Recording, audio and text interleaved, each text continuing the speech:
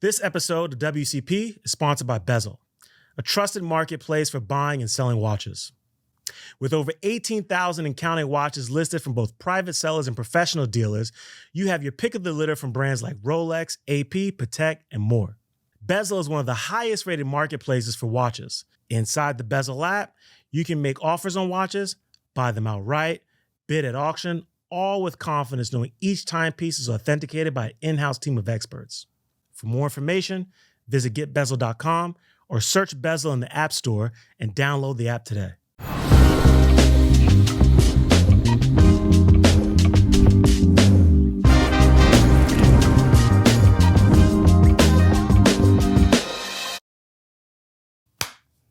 All right. Welcome back for another special episode of the Wrist Check Podcast. The gang is back together again.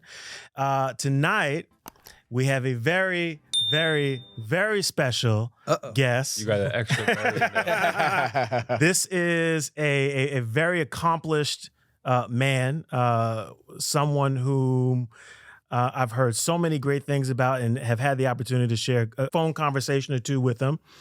And, it's the kind of person that you meet and instantly you hear what this person has to say and you're just picking up game, Mm-hmm.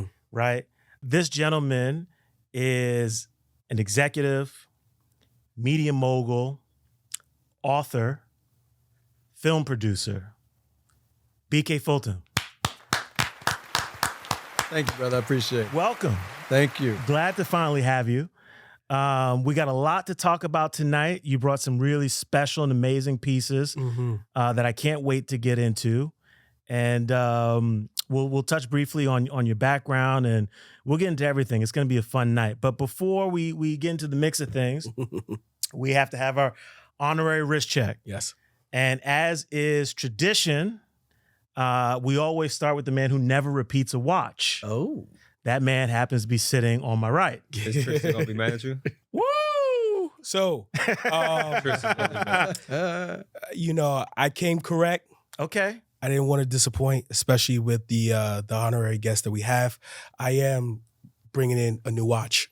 So this one is very, very special, as all of them are. This is a very, very special timepiece that was actually gifted to me from the honorary Eric Wynn. Shout out to Eric. Shout out to Eric. Cool. I think one of the nicest people on the planet. Very, very generous guy. He has serviced a Rolex timepiece for me, and then in a watch roll, I received 2 new watches. Oh, that's nice. So I got my. You guys got to watch from Eric except me. I'm the odd man out. If you listening, So I'm missing a dive watch. this piece is the Dan Henry. It is the 1937 chronograph dress watch. Funny enough, Dan Henry, before he decided to make his own timepieces, he said that he had collected 1,500 watches. Wow. Which is What you aspire to be. Yeah. yes, which I aspire to have 1,500 watches. So far, I got more than 50. So I think it was very thoughtful for Eric to give me this piece. It's actually specific to native New Yorkers. So this was an homage to the steam trains that would run through New York City in the 30s.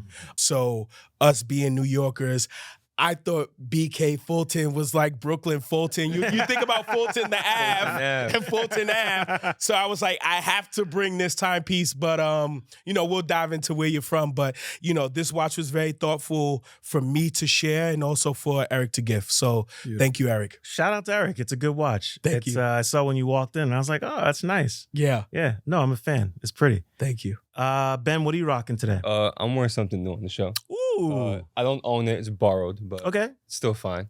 Also, I wanted to wear something I thought would impress BK. Okay. He's a very extraordinary, very classy man. Yeah. Classy watch. I'm wearing a yellow gold large monoface Jaeger Reverso. Ooh. Okay. Nothing's on the back yet. I have an idea. A friend of mine is letting me hold this down because he wants me to come up with an interesting engraving for him. Okay. So I have some ideas, and I found someone to actually hand engrave it for us. Nice. So next time you guys see this watch, it'll have some wild stuff on it. But I can't wait to see I've been it. wearing it for the last day or so. It's really, really nice. It's almost convinced me to get one on my own, but Yeah, I've always wanted to I reverse. like complications, so I'll see where that takes me. Okay. Nice. It's very thin. Yeah, it's super That's good. thin. It's old school. This watch is 10 years old. Wow. Yeah, it's one of the older models. I'll go next. We'll save our guest of honor for last. I am repeating a watch. I'm wearing my AP Royal Oak 14790 ST military dial. This is a watch I picked up late last year via a friend of the podcast and a member of our chat group, The Bungalow. Shout out to John Tam. And I've shared the story with this watch. It's just something that I wasn't immediately looking for, but that I was kind of always looking for. And Kismet with like right place, right time. John said, hey, I'm actually looking to get rid of this thing. I was after it and we made it happen. I got a great price for it. Funny enough, though, you did mention you got that from Eric. I have something special coming from Eric soon. I can't wait to share. And we're almost at the finish line. So, Mr. Fulton, Yes. you got something very, very special on the wrist this evening. A favorite of mine. What are you rocking? Oh, this little thing. This is a Longzone Zeitwerk. Woo! Yes.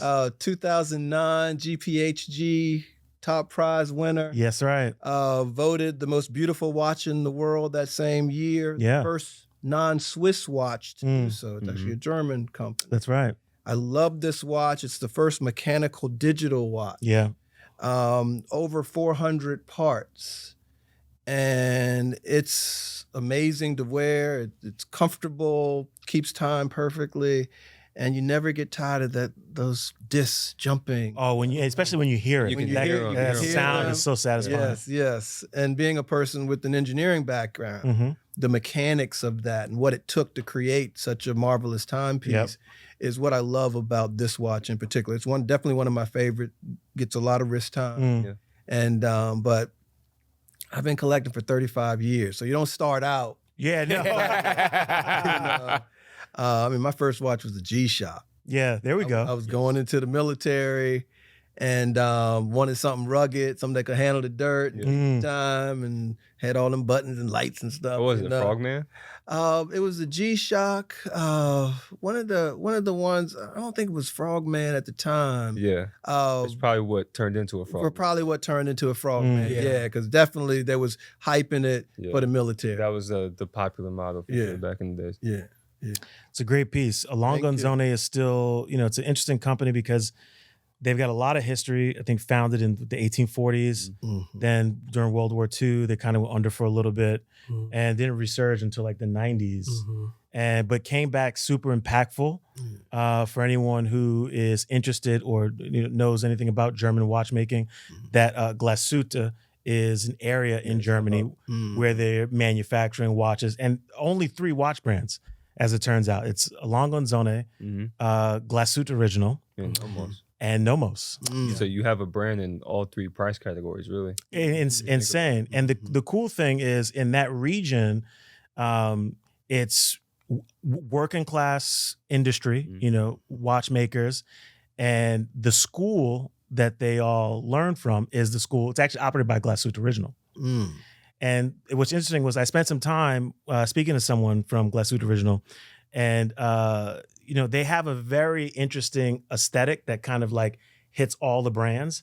And he was saying, he thinks that's the case because it's not uncommon where you have a family that lives there, and like the son works at Glashütte Original, the dad's at Longo, the mom's at Nomos, and any other combination too. So Wow. always very interesting coming across these watches. It's still a brand that is it's respected as the, like, if you know, you know. If you know you. This is a collector's brand, a Longzone. Like, I was after one recently. We'll see what happens. I'm getting a lot of flack. I'm not going to say from who. But I would definitely love to have one in my collection sometime in the future. So well done. That's an incredible piece. I appreciate it. So I want to get started first, just kind of framing up who you are for people. Okay. You're someone whom has seen a lot of success in, I guess we can say, the tech industry, That's fair. Communications. Communications. Yeah. And Media, yeah. you spent your time as an executive in this industry, and sort of where you cut your teeth and made your bones and built an amazing career for yourself. Today, you are pursuing more creative efforts. And you founded a company, production company, called Solidify. You got it. I'm curious, what led to you making that transition? Okay, that's a fair question. I like to tell people I spent my first 50 years doing what I was trained to do. Engineering, architecture, management science, intellectual property law. Okay. And now I get to spend the rest of my life doing what God made me to do. Wow. And that's tell stories. I was that kid who always worked. I've been working since I was 10 years old. Dad had a landscaping business. Mom and dad were teachers. And I would go with him on the weekends to cut grass, make ends meet. Had a handicapped sister, had other family members in need. So a lot of people leaned on us to help. Right. And then at some point I got the entrepreneurial bug and was like, Pops, I want to be my own boss. And I need some of your good customers to be my customers. Now, I don't have a license, so I'm going to need you to drive me to the job. Right. I don't have no lawnmower, so I'm going to need your lawnmowers with the gas in it. And then I'll be my own boss. And he laughed, and one of his customers became a longtime friend and my main customer. And he had gone to this school called Virginia Tech, the guy who let me pretend I was working for him when I was 10 years old. So I ended up saying, okay, I'm going to go to Virginia Tech too, and I'm going to be an engineer because I like how he living. Right. Got up there to Blacksburg, man, and there was all these pretty girls and too much basketball to play. Yeah. And it was cold on that drill field in Blacksburg, Virginia in the winter, and I don't like the cold. Yeah. I might have missed a class or two. And I was flunking out. And so I said, all right, I'm probably going to either join the Army. And so I joined the National Guard. Okay. And then I went to the library to plan my escape. What was I going to do next? And the library at Virginia Tech was 5 floors, 2 million volumes. And the first book I picked up in the E185 section, which happens to be the section on Black people, was a book about Lewis Latimer. And I started turning the pages and I saw this light bulb. I said, what do you got to do with the light bulb? Yeah. Turns out he was the one that did an improvement on the filament, which is the part that glows. Yeah. So a lot of people don't know. They give Thomas Edison the credit, but it was really the brother who invented the part that provides the light. Yeah. The very first book on incandescence, Right. Lewis Latimer. Wow. The projects to light New York, Philadelphia, Montreal, and London, all headed by Lewis Latimer. He was the only brother on the Edison scientific team. And so I took those readings, picked up a few other books, but I took those readings and went from the probations list at Tech to the dean's list at Tech to the board of directors, where they're flying me in a jet to govern the school. And so to get to your question, I'm coming. I know. I got you. Yeah, please. And so for me, I realized later that if reading about the accomplishments of my ancestors could put my life on rocket boosters, what would happen if I put it on the big screen with great acting and great music? I could change people's lives. Yeah. And so that was the genesis of it. A kid in a library, not knowing what he was going to do. And in that moment of need, what I needed was right in front of me. Yeah. And that's, I think, the magic of humanity, who we are. I think God has a sense of humor. I think the universe is friendly. I think that when you do everything you know how to do and you get out of your own way, everything good shows up to help you to achieve righteous ends. And that's been my lived experience. To this day, it still happens for me. I'm lucky with a wonderful wife, a supportive family, and all those things kind of help me to appreciate that what my job is to tell these stories and to lift others. It's like I'm in alignment with my assignment. And I feel like if you bring your best self and you bring your best self and you bring your best self and I bring my best self and we put that together, it resolves in love. Right. And it is love that sets us free. And for me, media is the mechanism through which I will do my part to try to lift everyone. That's awesome. Yeah, I mean, you've got an amazing resume. I mean, you've produced films with Bruce Willis, A Day to Die, Kill Room with Samuel Jackson. You even, I think, invested in a theatrical play recently that I got to see. Me and my wife got to see that I love, and the Piano Lessons by August Wilson, absolutely. which was magnificent. Thank we really, really enjoyed that. Thank you. Highest grossing revival of It all was time. so good with John David Washington and Samuel Jackson. Danielle Brooks. Yeah. I'm curious, you know, you had this amazing career and you made the pivot and this is you know, your second lap in terms of developing an amazing career. Where do watches fit in? When was your introduction to collecting watches? I know you had the G-Shock you started with. Yeah. But when did you start to look at this thing and go, man, you know, there's something here. This is important. Right. That's a great question. So the G-Shock was a necessity purchase. I was going to do basic training and wanted something tough and rugged, and they was holding this out as tough and rugged. Yeah. So I got it. And it was something a brother could afford. I ain't had the ends I have now, and so it worked out. Right. But I'd say when I really started collecting and got serious was when I got my first president's job. I went to run Verizon West Virginia. Okay. And I had bought this watch by Vincent Calabrese called an Analogica. And the watch shows up. And Analogica, everything's moving. The date wheel's moving.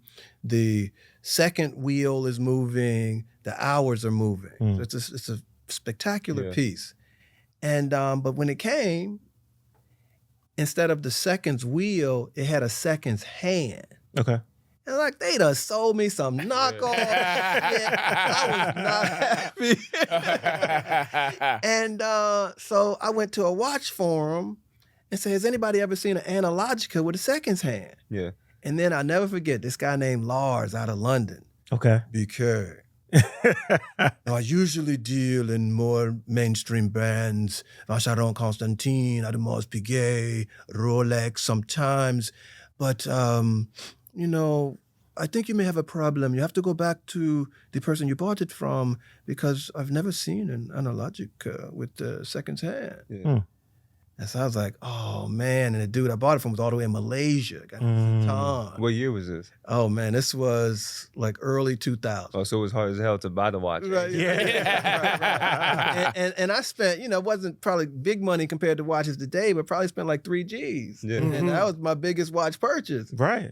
And so I called a guy in Texas that had helped me to meet this guy named Zatan that I got the watch from. I said, PJ, we might have a problem, man. Ain't nobody seen this watch before. Yeah. He said, well, sometimes they make stuff different for different markets. You're probably okay, but why don't you write Vincent Calabrese and see what he had to say? I was like, he don't know me. Why you gonna listen to me? You know? And he's like, but he's a watch guy, and you have one of his watches, and they take pride in that. Yeah. So I was like, all right. So I looked up the company, and you know, info at NHC. Yeah. And I knew he spoke French. So I went to like some kind of translation app, and I wrote what my issue was, and I translated in French. I sent him the English and the French. And then I got an email back. Okay. It's Mr. Fulton. Thank you for sending your note. Before we shut down the company, we made 10 Analogicas with the second hand as a tribute. And you have one. Wow. So whatever you paid for it, add another 0. Okay. That's when I was like, oh, this watch game ain't a bad game to play. You can get in good. Right. And you know, so they did story don't stop there. Yeah. You know what I did? Yeah. I went back to that watch forum. Lars, Yeah. the reason you have never seen... Oh, you let him know. Started flexing. Do you still have the timepiece? I still have it. Wow. That's awesome. The reason you've never seen an Analogica with a second hand, because there's only 10.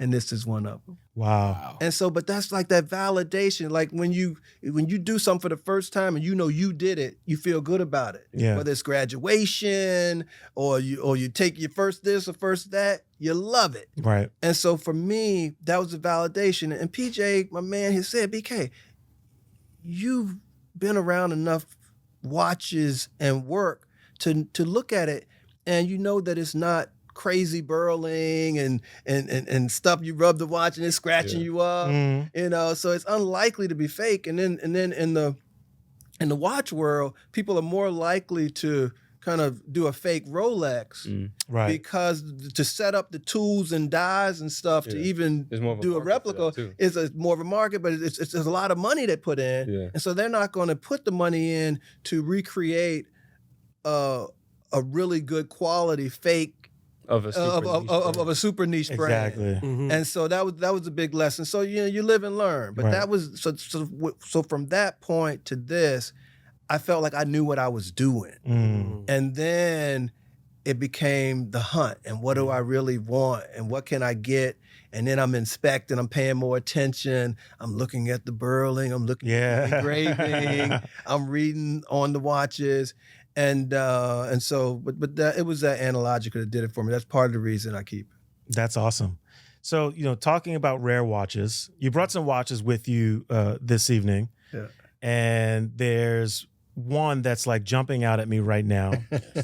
And it's this Rolex. Okay. If I can. So now, this piece that I'm holding, it's got what's called, or what's referred to as, the boiler gauge dial, That is correct. which is, in some degree, already incredibly rare. Incredibly rare. Especially in this condition. The condition of this timepiece is actually very, very good. Yeah, you also gotta say it's solid gold. And it's solid They gold. usually boiler dials never really. And this is a rose gold.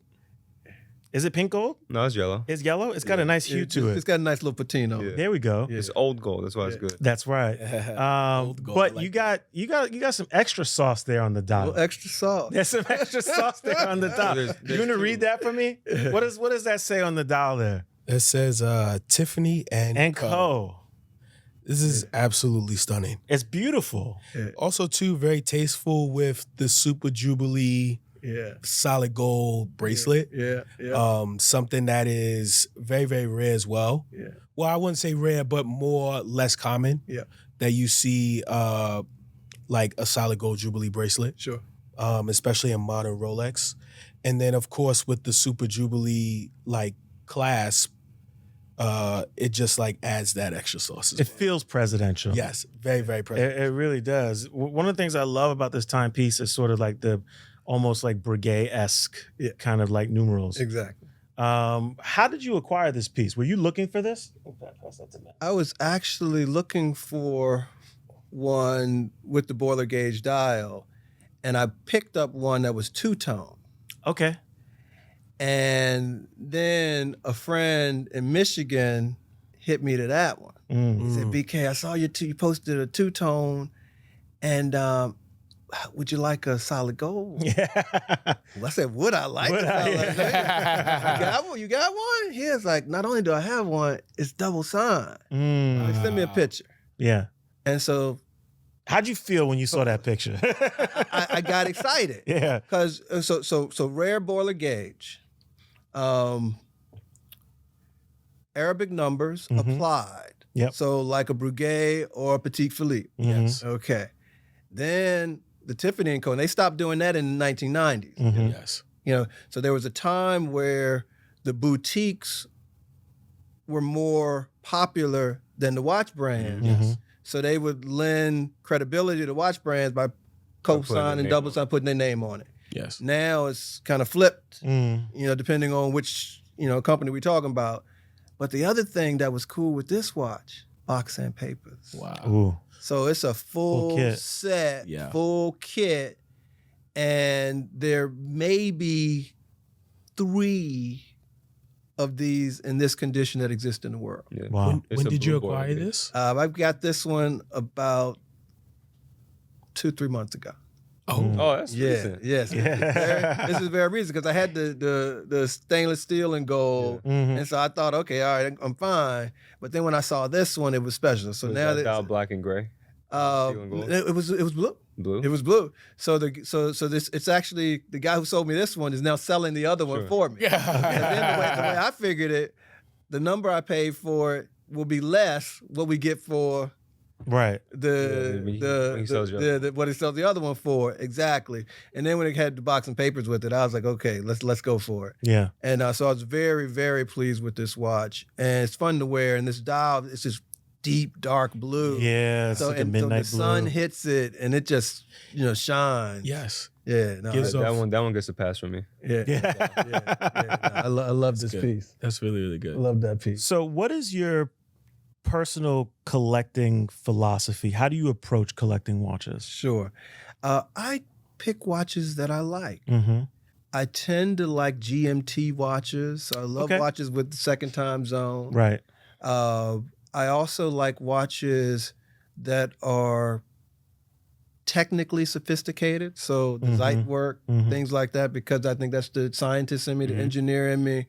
And then sometimes I like just kind of a nice classic watch that's just so well constructed, Right. but the typical person wouldn't know what it was. Yeah. Sometimes with gold watches, people might not know what watch it is, but they see all the gold. Mm. But like the other watch that I brought here, if we can Yep. jump into The that. Vacheron Constantin. Yeah, the Vacheron Constantin 222. That's a bad boy. They're calling this the Brad Pitt now.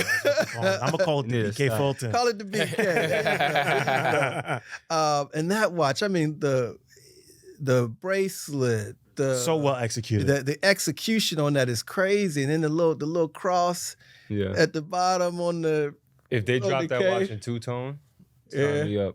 sign you up. You want a two-tone? I mean, I love it in gold. Gold Yeah. is my thing. Sure. But in two-tone, this watch is exceptional in two-tone, I think. So what's crazy is I wanted that watch so bad that I traded a few hitters Okay.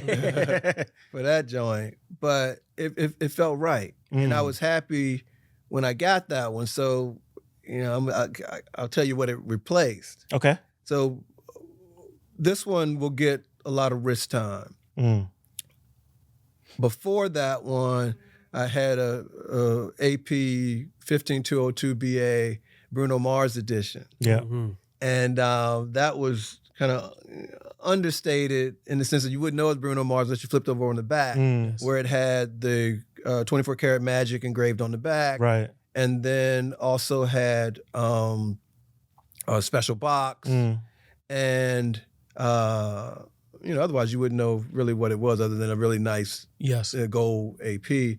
But that one, the range on it was so crazy Yeah. that I was a little nervous walking around with it sometimes. Mhm. Mm.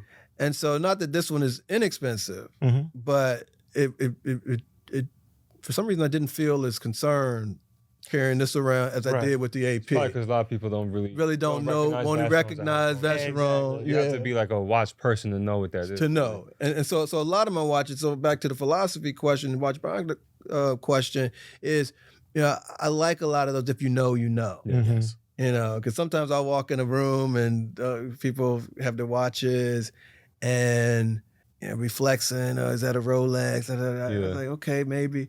And then I might pop out with a African mahogany wood dial Mm. Rolex oyster quartz. Mm. Wow. And they're like, what? Yeah, because there's so many levels at that point. Yeah, it's like, what? Yes. But what's like that's wood? Mm. I was like, it's not only wood, it's African mahogany. Yeah. Yes. Yeah, and so it has to connect to my homeland, and so Mhm. it means something, and so it's special.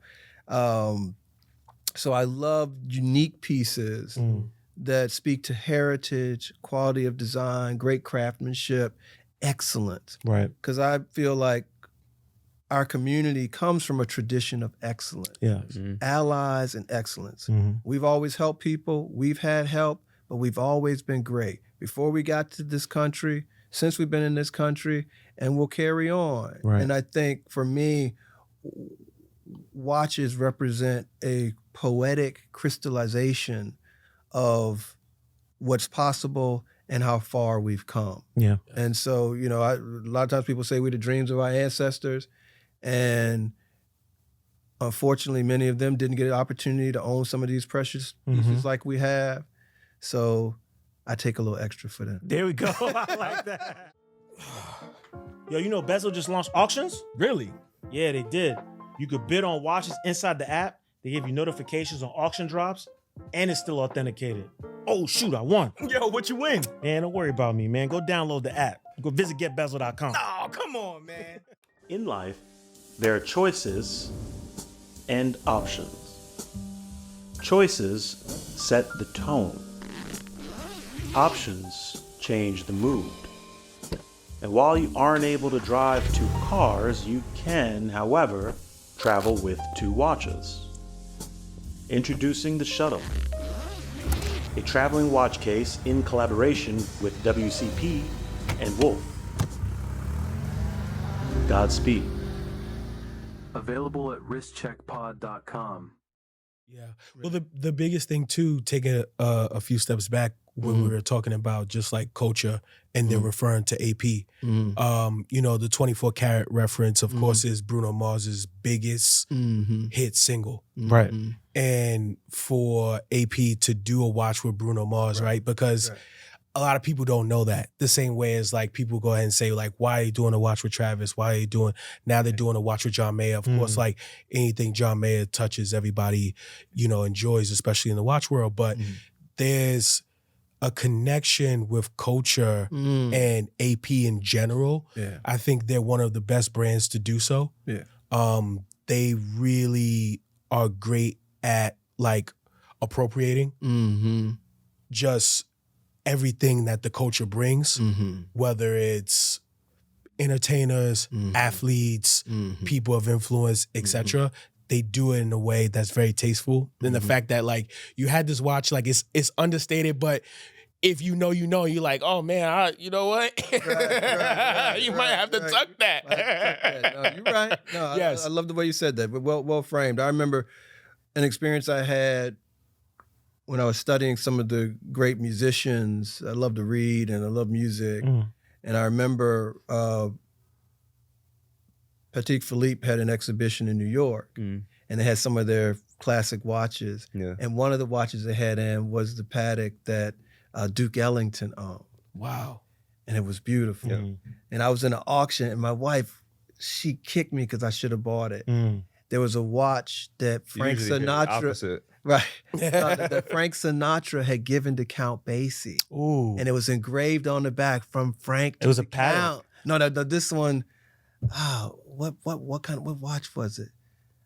I'm not sure. I think it might have been like a Boulevard We'll or look. something. That would make sense. Yeah. We'll look it up and we'll post a picture of but it. but the thing is, it was in, and I was like, and it went for $5,000. Wow. I should have bought that. Yeah. Because what's happening now, like when the Bruno Mars joint I had, Sotheby's is going to sell it for me at their important watch auction on June 5th.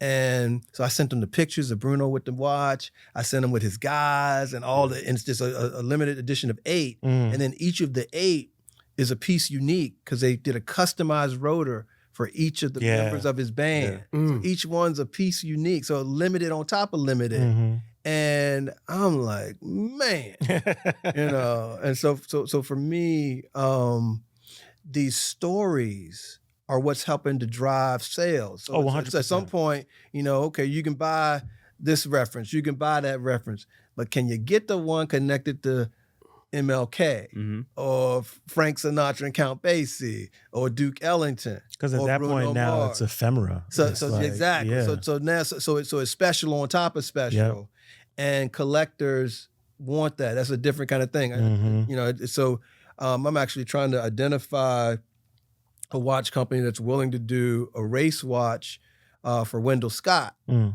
so I'm working with a brother who won an Oscar for animation, and they have a deal with the Wendell Scott family, and so they want to do a watch. So we went to Oris. They had done a Carl Brashear piece out of brass, the famous dive man, and so they passed, but we're not going to give up. Recently created a relationship with the micro brand out of London called Christopher Ward. They're fantastic. They're fantastic. We're fans of them, Someone talk with their VP of marketing about maybe doing the window piece, and we'll talk to some others. But I think you'll see more of that as companies realize that they're captains of cool and influencers, and if the right person, the right people are wearing your joints, Yes. folk want it. Yeah. That's right. And when our communities embrace some of this stuff, we just make it extra cool. Yeah, we do. Yeah, yeah. So it's something about that swagger, Extra sauce. that little extra sauce that make the difference. Yes. Let me ask you.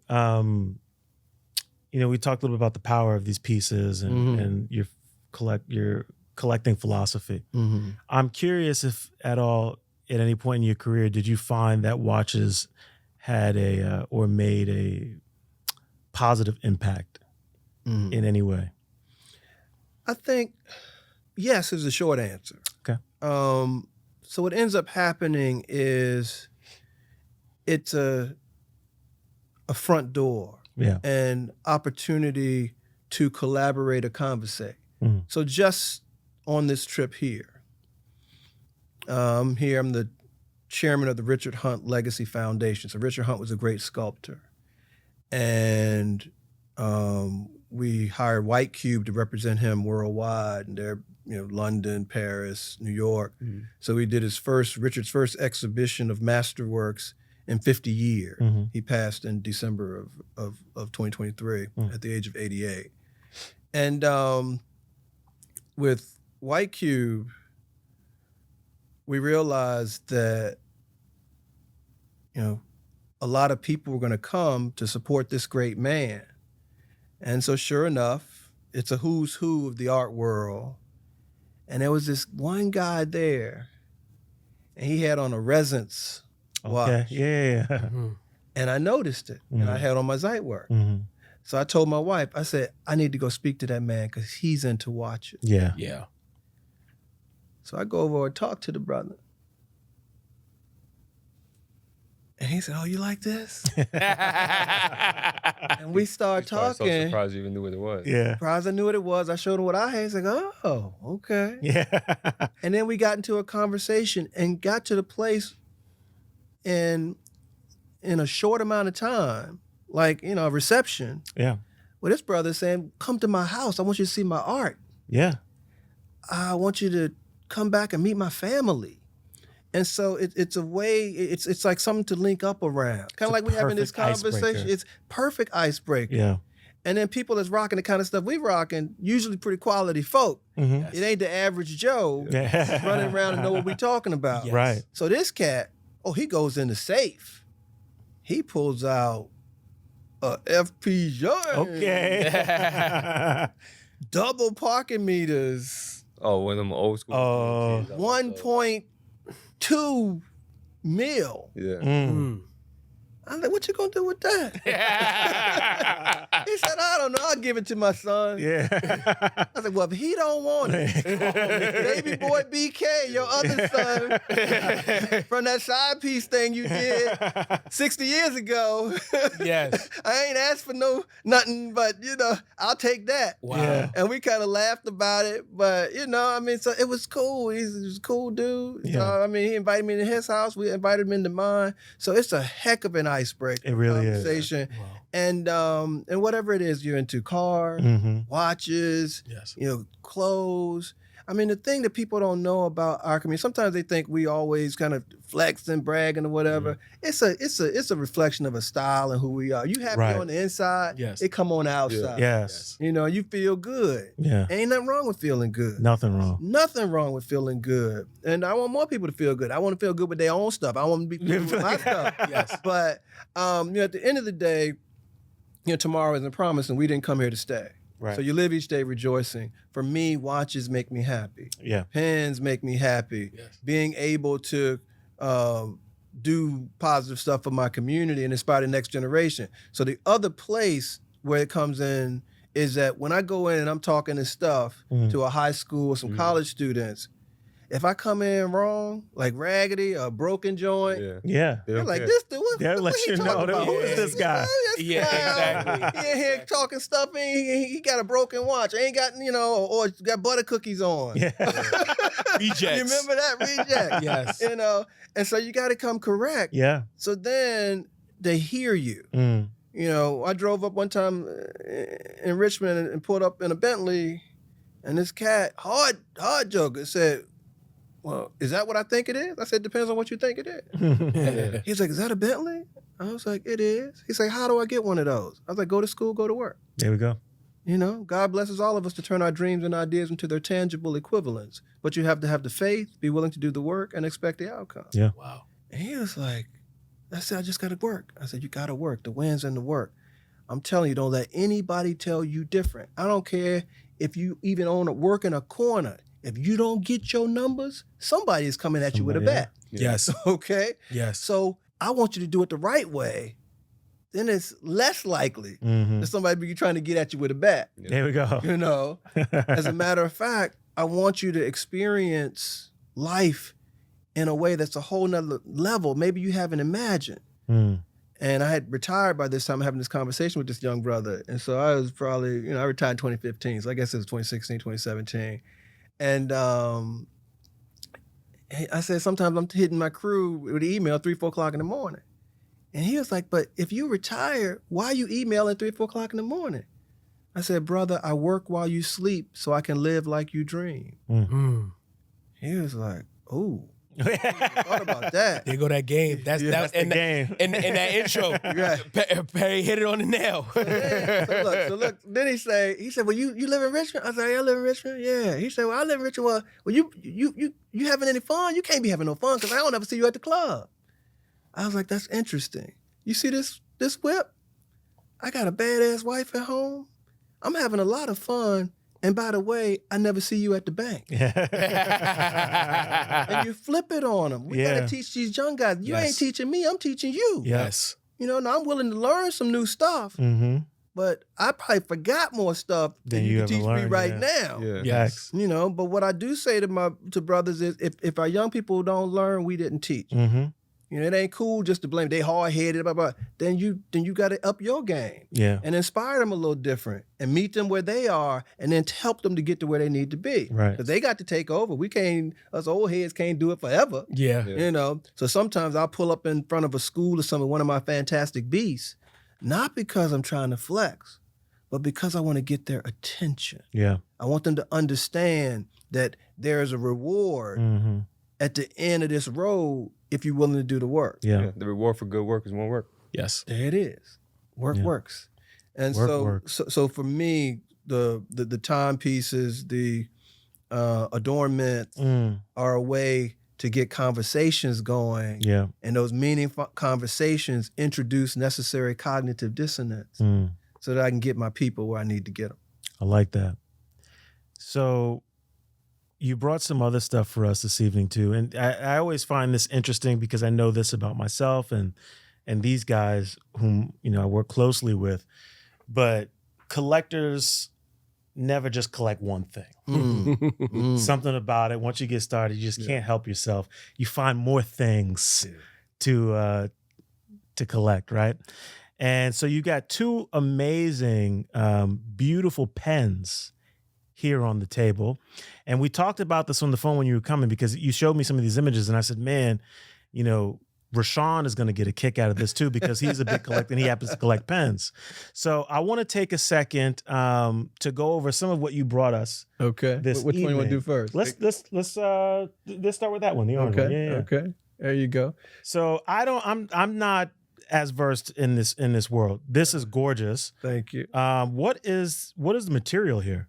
So that's a lacquer. Okay. And various shades. That one happens to be a purple and kind of a burnt orange. It's called the Secret Garden. It's a limited edition. Of 333. 333 in the world. Wow. And it was made, inspired by Quincy Jones. Remember that album, The Secret Garden? Yeah, I love that album. And so look at the clip, at the top of the clip, and you'll, right there. Oh, there, yeah. TSG. So you look at it. So when I said it, and Yeah. you look at it, you can see it. The secret But garden. at first, though, you might not notice it. Yeah. No. And that's that looking at the detail. Yeah. Then now that I told you, you can't stop seeing it. Yeah. And then of course you point to the Q at the top for Quincy Mhm. Jones. I used to be on the board of Quincy Jones Listen Up Foundation, Okay. and so that, and then a couple embracing, and I love the pen, and then I like roller balls. I had a couple of fountain pens, but I found them to be a little messy. So I prefer roller balls because I actually write with them. Yeah. I don't really like to just buy stuff and just throw it in the vault. Sure. Yeah. I would rather use it and enjoy it. I grew up in a household, I don't know if young folks still do this, but I grew up in the living room, everything had plastic on it. Yeah. For sure. Like you that's for company. You don't go in the Yeah, living I know. room. Yeah. Don't sit on that couch. And Don't so- sit on it in the summertime with no Oh, you AC. gonna stick. Right, don't stick. So I didn't really want to have any kind of museums or untouchable stuff. Yeah. Right. And so I use my pens. I have one that I don't use because I have it and I'm saving it for a special purpose. Mm. And that's a pen called The Pyramids of Giza by Pelican. Mm. And that pen is solid gold and onyx, and it has a scale replica of the Pyramid of Giza in the bottom in a crystal dome Wow. made out of pyramid stone with sand from Egypt. Wow. And it's a fountain pen. It's uninked. The box is a pyramid. The inkwell is a pyramid. It's gorgeous. Also a limited edition. Mm. So it was part of their Great Wonders of the World series. And so don't make it anymore. And so I have one in storage. And I said to myself, when this company, MoviePass, Movie pass. crosses $1 billion, I'm sure we've all heard that one before. when it crosses $1 billion, then I'll sign something with the Pyramids of Giza. I love that. Wow. It's a Yeah. fountain pen. It is. What color ink you gonna use? Black. Probably. Yeah. Probably. Yeah. You got another piece here. Speaking of Yeah. Egypt, Uh-huh. the pharaoh head cap on it, gold. Yeah. Solid gold. Incredible detail. What's the story with this one? That is a very special pen. That is Number called, 18 out of 100. That is called King Tut. Mm-hmm. And Monte Grappa, the top pen maker in Italy, made that for me. That's the last one they will make ever. Wow. It comes in a box that is magnificent. The box has a relief of what was found when the scientists went into King Tut's tomb. And then there's a sarcophagus and then a gold coffin inside the sarcophagus. Then you take that out and open it, and that pen is inside, which is also solid gold. Wow. The eyes are black diamonds. The gold head is the burial mask, a replica of the burial mask that was found inside of King Tut's coffin. Mm. And there's even a video on the pen. Wow. They only made 100 of them. And then when I was inquiring, Monte Grappa said, we don't have any more, but we think we may have enough parts to make one for you. Okay. And so the head of their North American operations told me be the end of February. And then just before Valentine's Day, this shows up. Wow. Yeah, so not only did I get it, I got it early. That's great. Yeah. So I have some questions about this. Right on the bottom of the top, right where the hallmarks are that say all the Monte Grappa stuff and made in Italy, there's hieroglyphics on it. Is there a meaning to them? It's just one line. Yeah. I wish I knew what the hieroglyphics said. Let's just go with yes. There's a meaning, and we'll let you guys figure it out. Yeah, but I suspect there is meaning because our ancestors did everything with meaning. Mhm. Yes. And this is a replica of what was on the burial mask for King Tut. Yeah. So whatever that is also on the burial Sure. mask. Mm. So, but now you made me, so I'm gonna go back and do my research. Here we got And look that up. But that pen, the Pelican pen, even the Quincy Jones pen, you hear a theme. Mm. It's all homages to brothers. Yeah. Sure. Yes. You know, and so that's the other little subtle way that I nod to the people that came before me. Mm-hmm. For the listeners, I want to share something if I can have a little bit of space. Sure. There's a book that's I think will change people's lives, especially young brothers. really anybody, because everybody needs to know the stories of excellence. Was a book called Men of Mark by Reverend Dr. William Simmons. He published the book in 1887. It's 1,300 essays on successful Black men, no more than 25 years outside of bondage, themselves or their parents. He was the president of Kentucky State when he published the book. He wanted to do one on men and women. He died before he did the one on women, but Ida B. Wells was one of his mentees. Oh, wow. And he got her into the writing game. Yeah. She says as much in her book. But Reverend William Simmons said, I noticed over the years that most of my students were unaware of the accomplishments of men and women of our stripes. And if I could show them that these men, no more than 25 years out of bondage, can be great, then they would know that they could be great too. Yeah.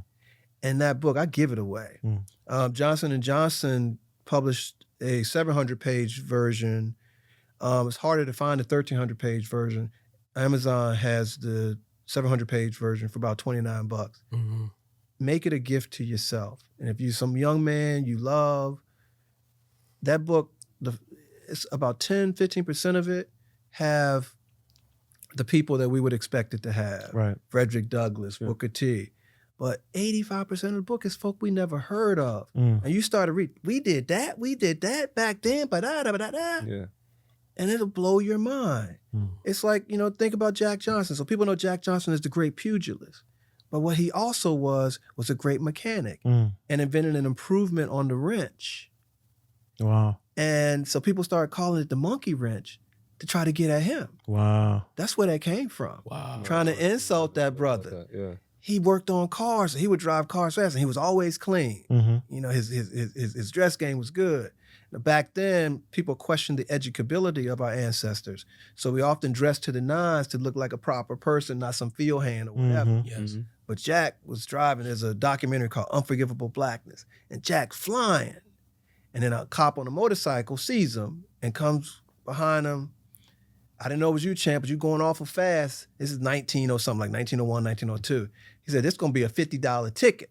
Now, $50 back then was, a lot of money. $500 right now. Yeah. And Jack, this is what made me fall in love with Jack.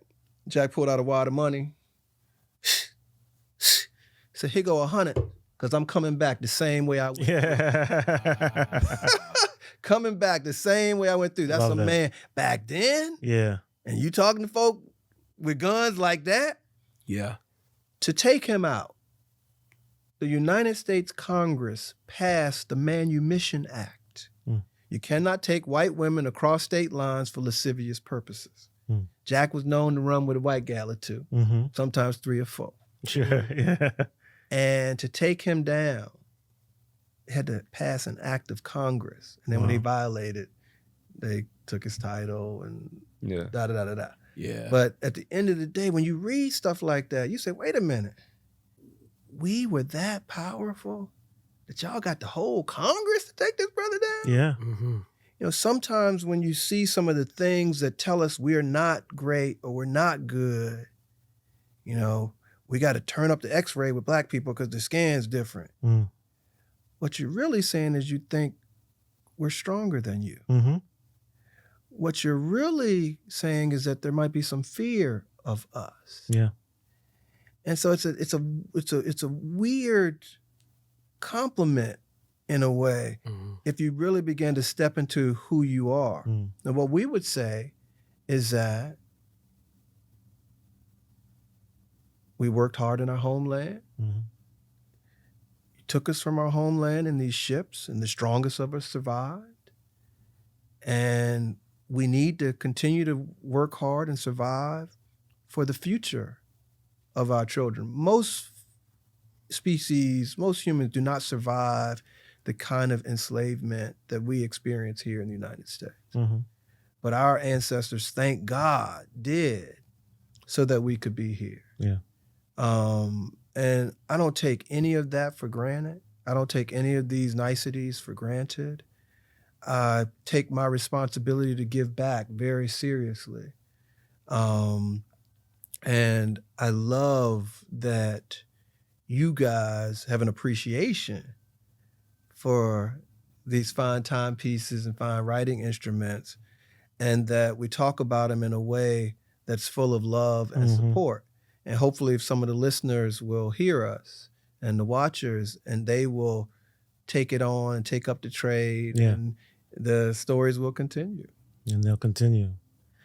My man, BK Fulton, live in the flesh. I want to say thank you. Thank you for joining us this evening. This was truly special. Truly an honor. Very, very, very special. I really enjoyed this, and I knew we would. I told you we were going to have fun. Appreciate it. Thank you, your brother. Time. For those watching and listening, this has been another episode of Wrist Check Podcast. You know where to find us. If you want to see us, it's YouTube, Spotify. If you want to listen, it's Spotify again, Google Podcast, Apple Podcast. And maybe one day No metaverse. in the metaverse. Metaverse or Movie Pass. Or Movie Pass. There we go. We'll see you guys next week. All right. Peace. Peace.